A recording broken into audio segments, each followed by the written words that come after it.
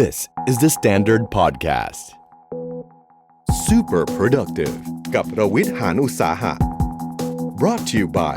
DTAC Unleash Giant in You ปลูกพลังยักษ์ในตัวคุณให้เป็นคุณที่ดีกว่าเคยรู้สึกไหมว่าในการทำงานเนี่ยเราหมดเวลาไปกับการประชุมเยอะแค่ไหนถ้าเกิดท่านไม่เคยจับเวลาผมมีตัวเลขสถิติมาเล่าให้ฟังนะครับคนจำนวนมากบนโลกใบนี้เรียกว่า 90% เนี่ยใช้เวลาประมาณ 25-40% ของเวลาทำงานทั้งหมดอยู่ในห้องประชุมครับยิ่งตำแหน่งสูงเท่าไหร่ยิ่งเวลาเยอะขึ้นเท่านั้นปัญหานี้เป็นปัญหาระดับชาติก็ว่าได้นะครับจะว่าไปแล้วเนี่ยเขาเคยมีการจับตัวเลขและประมาณการว่าที่สหรัฐอเมริกาเนี่ยนะครับเฉพาะเรื่องการประชุมอย่างเดียวเนี่ยนะฮะที่ไม่มีประสิทธิภาพเนี่ยเสียเงิน 300,000 ล้านเหรียญต่อปีเยอะมากปัญหาที่การทำให้การประชุมเนี่ยไม่ super productive เนี่ยมีหลายหัวข้อเช่นเอาคนที่ไม่เกี่ยวเข้ามาไม่แน่ใจว่าเรื่องนี้ต้องประชุมหรือเปล่านะฮะ agenda มีบ้างไม่มีบ้างประชุมกันแบบไปเรื่อยๆนะฮะประชุมเช้าถึงเย็นไม่มีการเตรียมการไม่มีคนจดมินิทประชุมไม่ได้ทำโฮมรูมแล้วก็ไม่มีการทำการคอนโทรลการประชุมที่ดีหรือ facilitator ไม่ดีปัญหาต่างๆเหล่านี้เดี๋ยวเราจะมาคุยกันว่าเราสามารถที่จะแก้ปัญหาเหล่านี้ได้ยังไง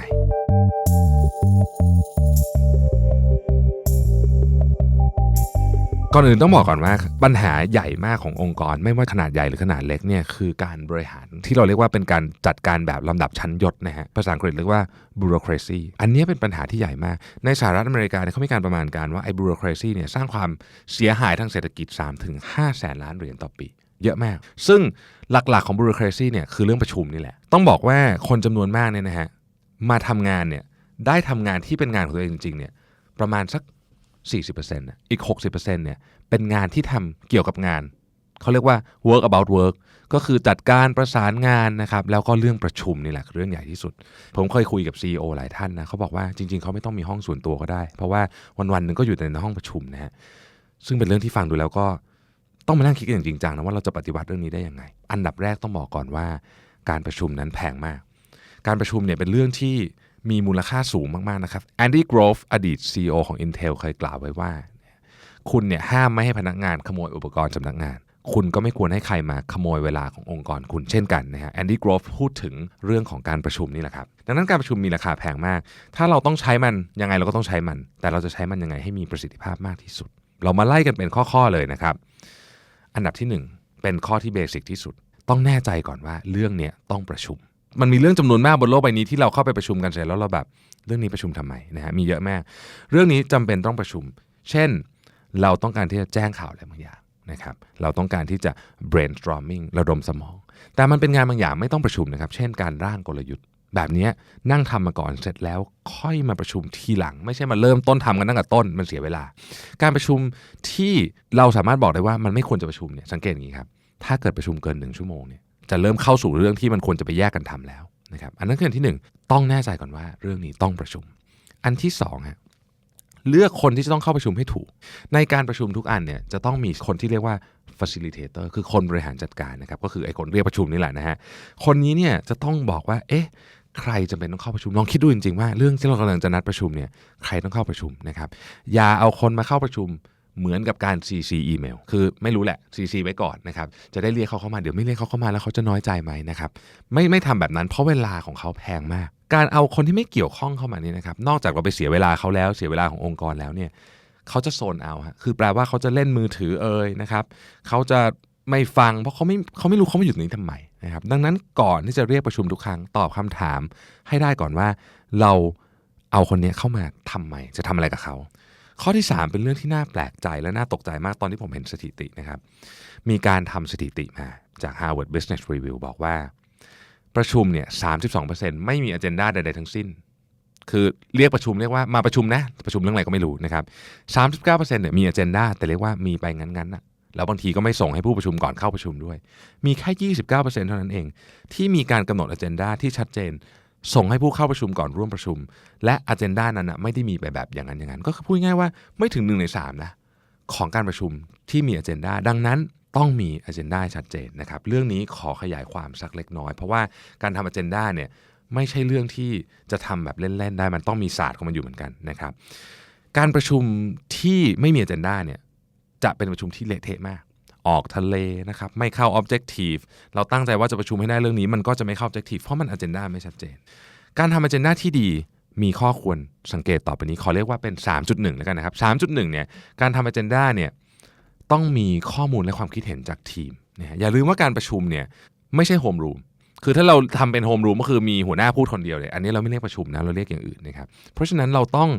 องรู้ว่าคนที่เข้าประชุมเนี่ยเข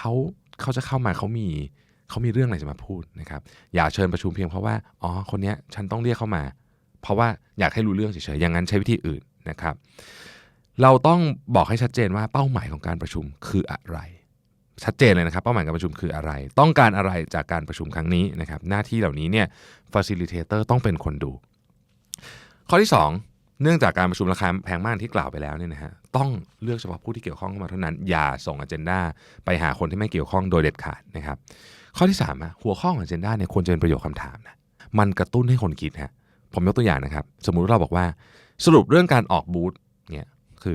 มันก็ประมาณหนึ่งก็โอเคก็ไม่ได้ผิดอะไรนะครับแต่ถ้าเขียนแบบนี้อะไรที่ยังขาดอยู่บ้างอะไรที่เราได้เรียนรู้จากการไปออกบูธครั้งนี้อย่างนี้เนี่ยคนจะ expand วิธีการคิดหรือสมองออกไปได้เยอะมากนะครับข้อที่4นะฮะหัวข้อของ agenda ส่วนใหญ่เนี่ยมีอยู่แค่3เรื่องเท่านั้นนะครับแต่ต้องบอกนะว่าคุณต้องการอะไรจากการเข้ามาประชุมในครั้งนี้ต้องบอกให้ชัดเจนก่อน1แบ่งปันข้อมูลครับ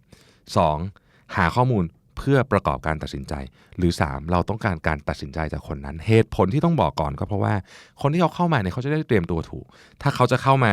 เพื่อที่จะเขาต้องการมา contribute เรื่องของการแบ่งปันข้อมูลเขาจะได้เตรียมข้อมูลมาแบ่งปันถ้าเขาเข้ามาเพราะเขาต้องตัดสินใจเขาก็จะได้เตรียมการตัดสินใจมาสิ่งที่แย่ที่สุดคือเราบอกเขาว่าเราจะมาให้เขาตัดสินใจแต่จริงๆแล้วเนี่ยเราตัดสินใจมาเสร็จเรียบร้อยแล้วแบบนี้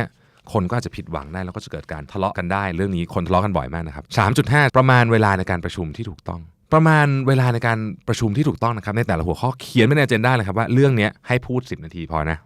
เรื่องนี้ให้พูด15นาทีพอหลายคนอาจจะแบบเฮ้ยมันกำหนดได้ด้วยเหรอถ้าคุณทำบ่อยๆมันจะเป็นวัฒนธรรมองค์กรเนี่ย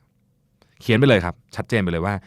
10นาทีชี้แจงข้อมูลเกี่ยวกับการประชุมให้ทราบอีก10นาทีเราใช้สรุปสมมติฐานต่างๆที่เราตั้งขึ้นอีก10นาทีเราจะใช้เพื่อระบุสิ่งที่เราอยากได้และ15นาทีเราจะช่วยกันคิดเพื่อหาทางออกระบุคนที่มีหน้าที่แต่ละเรื่องในการประชุมเช่น Project Owner ต้องเอาเรื่องเข้ามาเสนอนะครับอย่าลืมใครจดมินิทเรื่องง่ายๆอย่างนี้บางทีก็ลืมนะฮะเหล่านี้เป็นต้นเสร็จแล้วสำคัญที่สุดเลยครับ Agenda เหล่านี้ต้องได้รับการส่งและรีวิวและข้อแรกของ Agenda ในการประชุมทุกครั้งคือให้ทุกคนคิดว่า Agenda เนี่ยต้องถูกเปลี่ยนหรือเปล่าผมยกตัวอย่างนะครับสมมุติเราเริ่มประชุมกันวันนี้แต่เมื่อเช้าเนี่ยแบรนด์เราเพิ่งมีเรื่องดราม่ามานะครับ Agenda ของการประชุมจะต้องเปลี่ยนเพราะฉะนั้นทุกครั้งที่ประชุมเนี่ยหัวข้อแรกที่ผมจะพูดก็คือ Agenda วันนี้เหมาะสมหรือยังเพราะว่าตอนที่ส่ง Agenda ไปมัน3วันที่แล้ววันนี้เราอาจจะอยากเปลี่ยน Agenda ก่อนเริ่มประชุมก็ได้นะครับยาวเหยียดทั้งหมดนี่คือเรื่อง Agenda อย่างเดียวนะครับอย่าลืมนะครับมีคนเพียง1ใน3เท่านั้นนะที่ทำ Agenda เป็นเรื่องเป็นราวได้ขอให้เป็น1ใน3นั้นนะฮะหรือว่าช่วยกันเพิ่มอัตราส่วนข้อที่4ครับเรื่องของการประชุมเนี่ยเราต้องตั้งเป้านะว่าเราจะลดเวลาการประชุมเอางี้ดีกว่ามันมีสถิติเหมือนกันนะครับมาจาก Harvard Business Review เหมือนกันเขาบอกว่ามนุษย์เราเนี่ยมีความโฟกัสกับเรื่องใดเรื่องหนึ่งเนี่ย18นาทีเท่านั้นแต่18นาทีประชุมไม่เสร็จหรอกเร็วไปนะฮะก็เอาว่า45นาทีเนี่ยคือสุดๆละของการโฟกัสหลังจากนี้เนี่ยนะครับเขาจะเริ่มหลุดเพราะฉะนั้นการประชุมที่ดีนะมีการวิจัยมาแล้วไม่ควรเกิน50นาทีเต็มที่เลยนะครับทีนี้คนจะบอกว่าประชุม50นาทีไม่เสร็จนะฮะลองดูครับลองดูว่าเสร็จไหมถ้าไม่เสร็จจริงๆควรแบ่งการประชุมออกเป็นหลายๆครั้งจะดีกว่าการประชุมที่ดีเนี่ยจริงๆไม่ควรจะยาวมากแต่บางครั้งมันเลี่ยงไม่ได้จริงๆนะฮะเพราะว่าโอ้โหกว่าจะเชิญพวกพี่มาครบกันทุกคนเนี่ยนะครับเรียกว่าเดือนนึง2เดือนกว่าจะมารวมตัวได้ทีนึงมันก็ต้องประชุมนะครับในกรณีแบบนี้เนี่ยประชุมยาวได้ครับแต่แนะนำครับว่าถ้ามีเบรกนิดนึงก็ดีนะมีเบรกนิดเดียวขอสัก3นาทีนะครับก็ดีและสำคัญที่สุดคือตัว facilitator เนี่ยต้องมี objective อยู่ในหัวสมองชัดตลอดว่าฉันกำลังให้ทุกคนพูดในเรื่องที่เกี่ยวข้องกับการประชุมหรือเปล่า facilitator ต้องโฟกัสมากๆนะครับอีกข้อหนึ่งที่อยากจะบอกก็คือว่าบางครั้งเนี่ยเวลาเราประชุมอยู่เรื่องนี้เนี่ยพอพูดจบแล้วเนี่ยคนที่ประชุมเกี่ยวกับเรื่องนั้นเนี่ยเขาไม่เกี่ยวแล้วเนี่ยเราต้องมีการตกลงกันเลยนะครับว่าเราอนุญาตให้คนนั้นออกไปก่อนได้เพื่อให้เขาไม่ต้องนั่งฟังเรื่องที่ไม่เกี่ยวกับเขาต่อไปข้อที่5ครับต้องเตรียมตัวก่อนมาประชุมคน 70% ไม่เตรียมตัวเวลามาประชุมเกิดจากวัฒนธรรมองค์กรเจฟ เบโซสเนี่ยซึ่งเป็น CEO และผู้ก่อตั้ง Amazon เนี่ยนะครับมีวิธีการประชุมที่เจ๋งมากเขาเคยเขียนไว้ในหนังสือเล่มหนึ่งบอกว่าการประชุมของเขา1ห้ามใช้ PowerPoint เด็ดขาด2ทุกคนเนี่ยเริ่มประชุมปุ๊บเอารายงานที่เป็นกระดาษเนี่ยมานั่งอ่าน30นาทีแล้วค่อยเริ่มคุยกันทุกคนโฟกัสมากๆข้อที่6ต้องมี housekeeping ที่ดีความหมายก็คือว่าเราต้องเข้าใจว่าแต่ละคนมีหน้าที่ยังไงคนแรกเป็น facilitator ส่วนใหญ่ก็จะเป็นหัวหน้าหรือผู้เรียกประชุมนะครับคนที่เป็น facilitator เนี่ยต้องคุมการประชุมให้ได้เหมือนเป็น conductor นะครับดังนั้นเนี่ยจะจดมินิทไม่ได้คนจดมินิทก็ต้องมีคนหนึ่งต้องเอามาเลยว่าใครจะเป็นคนจดมินิทครั้งนี้นะครับหลายคนบอกว่าโอ้โห facilitator นี่มันดูงานหนักเนาะต้องแบบคนเดียวเลยไหมนะครับหรือว่าจะต้องมีหลายๆคนเปลี่ยนหน้าเปลี่ยนตาไปเรื่อยๆนะครับออฟฟิศผมเนี่ยนะครับ facilitator เนี่ยเปลี่ยนหน้าเปลี่ยนตาไปเรื่อยๆเหตุผลก็เพราะว่างานนี้มันเป็นงานที่เหนื่อยครับถ้าให้คนเดียวทำเนี่ยคนนั้นเนี่ยจะพลังหมดมากเพราะว่าเขาต้องคิดagenda ด้วยนะครับต้องติดตามด้วยต้องควบคุมคนให้อยู่ในให้ไม่หลุดเรียกว่าออกทะเลเนี่ยนะครับเป็นเรื่องที่ยากมากนะเหนื่อยใช้พลังงานเยอะนะฮะดังนั้นเราควรจะฝึกมีคนหลายๆคนแต่คนที่มีทีมทุกคนควรจะ facilitate ได้และบางที facilitator กับคนจดมินิทก็เป็นคนละคนกับคนที่ต้องตัดสินใจเรื่องนี้เหมือนกันนะครับหลายครั้งที่เราไปประชุมเนี่ยมีนายใหญ่สุดนั่งอยู่ในห้องแต่เขาไม่ได้เป็น facilitator นะครับก็ต้องตกลงกันไปเลยว่าโรของใครเนี่ยเป็นอะไรอีกเรื่องหนึ่งที่ผมอยากจะเน้นสุดๆเลยเรื่องของการประชุมที่เมืองไทยก็คือเรื่องของเวลาครับเรื่องของเวลาเนี่ยต้องเริ่มตรงเวลาและต้องพยายามจบให้ตรงเวลาด้วยแต่เริ่มตรงเวลาเนี่ยสำคัญมากๆเราลองคิดแบบนี้นะฮะการประชุม1ชั่วโมงสมมุติว่ามีคนประชุมสัก6คนเราเริ่มเลท10นาทีซึ่งเป็นเรื่องปกติมากของประเทศไทยเนี่ยนะครับ efficiency ของการประชุมนั้นเนี่ยจะตกไป 16.67%ตัวเลขเนี้ยเยอะขนาดไหนเอางี้แล้วกันถ้าใครเคยทำโรงงานนะครับแล้วเราบอกว่าการผลิตของเราเนี่ยมี loss 16.67% เนี่ยคุณแทบต้องปิดโรงงานเลยนะเพื่อหาสาเหตุทำไมเราถึงยอมให้คนมาสาย10นาทีได้นะครับเรื่องนี้ต้องทำแบบจริงจังข้อที่7นะครับการประชุมไม่ใช่โฮมรูมคำว่าโฮมรูมก็คือมีท่านประธานพูดอยู่คนเดียวนะครับเหมือนตอนเราสมัยเด็กๆการประชุมนี่ไม่ใช่โฮมรูมต้องให้คนอื่นเนี่ยได้มีโอกาสพูดบ้างนะครับและตัวคนที่เป็น facilitator เองเนี่ยต้องมีวิธีการไปขุดมันจะมีคนที่ไม่ชอบไม่พูดคือแบบฉันนั่งเงียบๆหลบๆอยู่อะไรอย่างเงี้ยนะฮะให้แสดงความคิดเห็นมากขึ้นมีวิธีการหลากหลายมากอันนึงที่ผมใช้นะครับก็คือการส่งเขาเรียกว่าบัตรพูดจริงๆเป็นอะไรก็ได้แหละเป็นปากกาก็ได้เป็นอะไรก็ได้นะครับใครที่ถือไอ้ของนี้อยู่ต้องพูด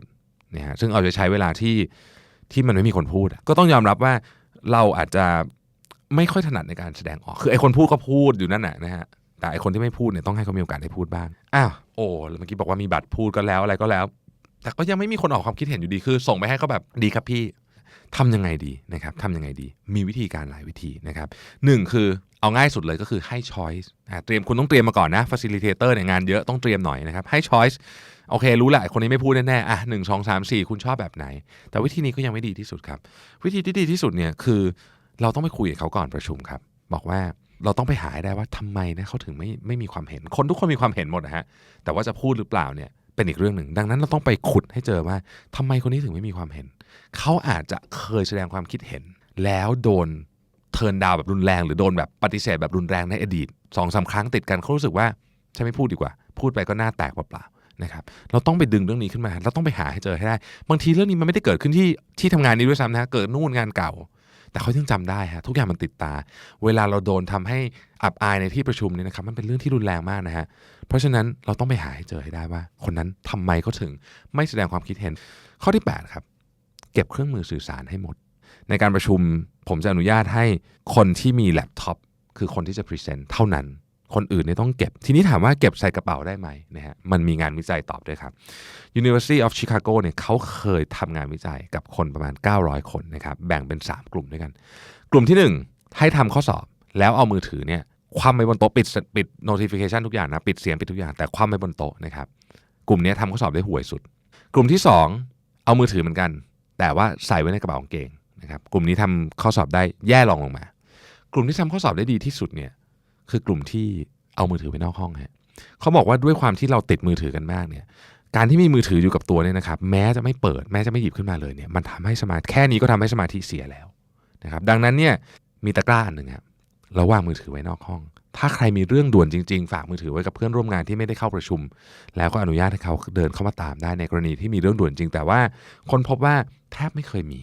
การเอามือถือไว้นอกห้องมีข้อดีอีกอย่างนึงด้วยคือคนเนี่ยจะรีบเข้าประเด็นและประชุมให้เสร็จเร็วที่สุดเพราะทุกคนอยากไปเล่นมือถือของตัวเองนะครับอันนี้เป็นเรื่องจริงนะฮะผมค้นพบเรื่องนี้เนี่ยจริงๆเลยนะครับคือคนจะดูร้อนรนนิดหน่อยแต่ว่ามันทำให้การประชุมเนี่ย productive มากขึ้นแล็ปท็อปก็เหมือนกันนะครับแล็ปท็อปเหมือนกันทันทีที่เราเปิดแล็ปท็อปขึ้นมาเนี่ยเราก็จะเริ่มเช็คเมลนะครับเริ่มทำนู่นทำนี่ทำให้เราไม่มีโฟกัสในการประชุมข้อที่9ครับผมอยากแนะนำหรือเชิญชวนนะครับให้ทุกทีมเนี่ยกำหนด meeting free day คือวันนี้ห้ามประชุมมันอาจจะทำได้บ้างไม่ได้บ้างแต่ว่าอย่างน้อยกำหนดไว้ก่อนว่าอย่างน้อยที่สุดเปิดตารางมาวันนี้ดูตารางในอาทิตย์ของเราเนี่ยวันพุธอย่างเงี้ยไม่มีประชุม1วันนะครับข้อสุดท้ายนะครับต้องระวังสิ่งที่เรียกว่า bike shed effect นะ bike shed effect เนี่ยมันเป็นคำเรียกว่าเป็นคำล้อเลียนก็ได้นะว่ามันมาจากเหตุการณ์การประชุมที่ต้องตัดสินใจเรื่องใหญ่ๆมากๆเช่นสร้างโรงไฟฟ้าพลังงานนิวเคลียร์นะมูลค่าหลายพันล้านเหรียญนะครับตอนที่ประชุมอนุมัติโครงการนี้กันเนี่ยนะครับไอ้เรื่องรายละเอียดของการก่อสร้างเรื่องเทคโนโลยีต่างๆเนี่ยที่ประชุมก็อนุมัติเร็วมากนะครับโดยแทบไม่ถามรายละเอียดอะไรมากนักเพราะเตรียมตัวกันมาไม่เยอะก็รู้แค่นี้ก็ตอบแค่นี้แต่พอพูดถึงเรื่องที่จอดรถจักรยานคือ bike shed นะฮะโอ้โหคราวนี้มีความคิดเห็นกันเยอะแยะเลยนะฮะเพราะทุกคนเนี่ยรู้เรื่องนี้เป็นอย่างดีคือมีความคิดเห็นนะเรื่องที่จอดรถจักรยานทุกคนเข้าใจอยู่แล้วนะครับปรากฏว่าในที่ประชุมนั้นน่ะใช้เวลากับไอ้เรื่องที่จอดรถจักรยานเนี่ยเยอะกว่าเรื่องของตัวโรงไฟฟ้าพลังงานนิวเคลียร์อีกนะฮะระวังเอฟเฟกต์นี้จะเกิดขึ้นในการประชุมนะครับเพราะว่าคนจำนวนมากเนี่ยไม่ได้เตรียมตัวเข้ามาพอไม่ได้เตรียมตัวเข้ามาก็จะดิสคัสเฉพาะเรื่องที่ตัวเองรู้และถนัดซึ่งกลายเป็นว่าสาระสำคัญของการประชุมครั้งนั้นเนี่ยถูกอนุมัติหรือถูกดิสคัสนิดเดียวแล้วผ่านไปเลยซึ่งเป็นเรื่องที่อันตรายมากๆนะ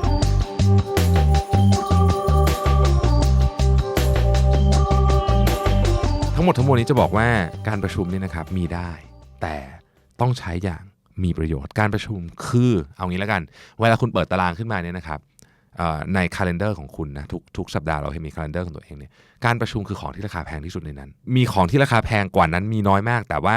มันจะนานๆป๊อปอัพมาทีแต่ไอประชุมเนี่ยมีทุกอาทิตย์และแพงที่สุดอย่าใช้มันสิ้นเปลืองแล้วผมบอกเลยว่าการประชุมอะไรก็ตามที่เกินประมาณสัก50นาทีถึง1ชั่วโมงเนี่ยมันจะเริ่มหลุดโฟกัสไปแล้วมีทริคอีกเล็กน้อย tools ในการพรีเซนต์เนี่ยหลายคนบอกว่าโอ้เราต้องเตรียม PowerPoint แบบอลังการเลยหรือเปล่าหรือว่ายังไงดีเราต้องพิมพ์ทุกอย่างมาให้ทุกคนไหมนะครับผมคิดว่าเราต้องดูเป็นเรื่องไปถ้าเรื่องนั้นเนี่ยมันต้องการความสนใจต้องการ attention ต้องการความอลังการ tool สำคัญต้องเตรียมสไลด์ให้สวยนะครับต้องมีวิดีโอ presentation ไหมนะครับยกตัวอย่างเช่นจะไปขายงานลูกค้าอย่างเงี้ยจะเดินเข้าไปพูดเฉยๆอย่างเดียวเขากระไรอยู่นะครับลูกค้าเขาอยากจะเห็นพรีเซนต์มาคุณมี reference ยังไงนะครับสไลด์อลังการเนี่ยก็ช่วยไป 50% แล้วนะครับ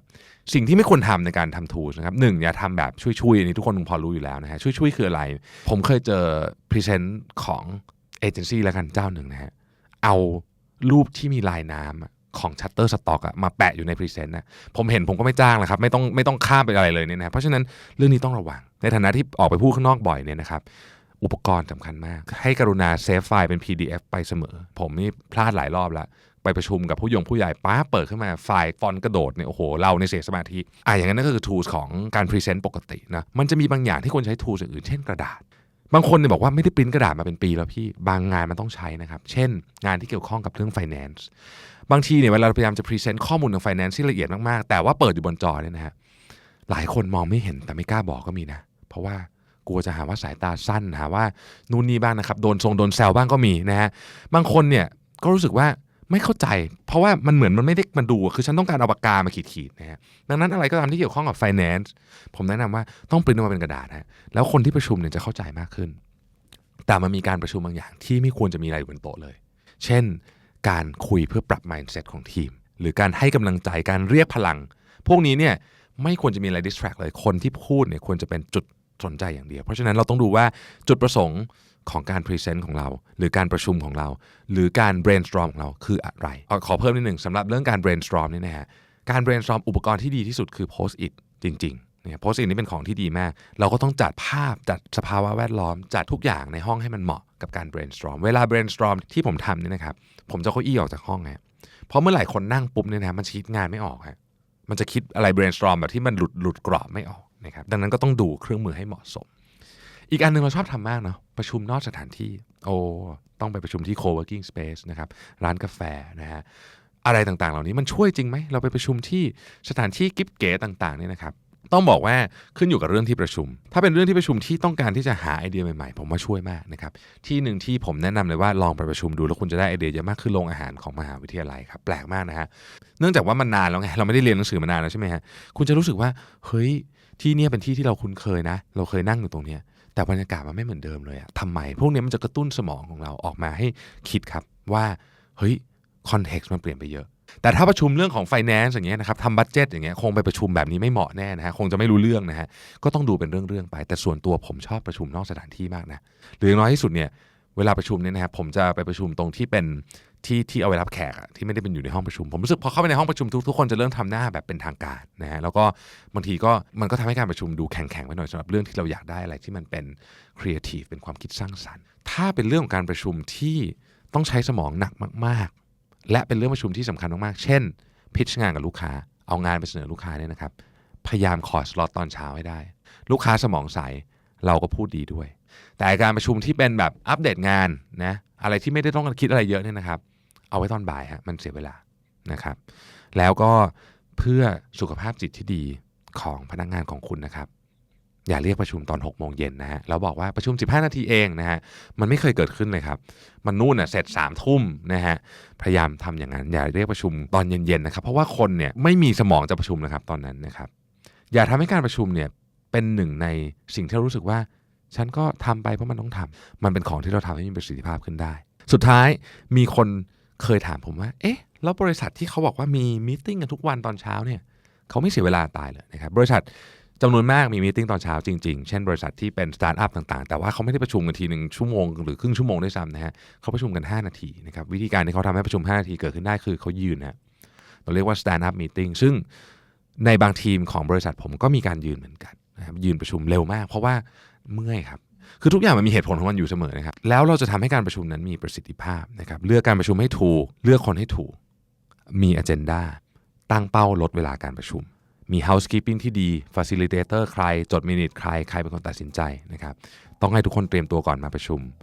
การประชุมไม่ใช่การโฮมรูมเก็บเครื่องมือสื่อสารให้หมดให้มี meeting free day บ้างนะครับแล้วสำคัญที่สุดระวัง bike shed effect อยากให้ทุกคนออกความคิดเห็นแต่เรื่องที่จอดจักรยานขอบคุณมากครับ The Standard Podcast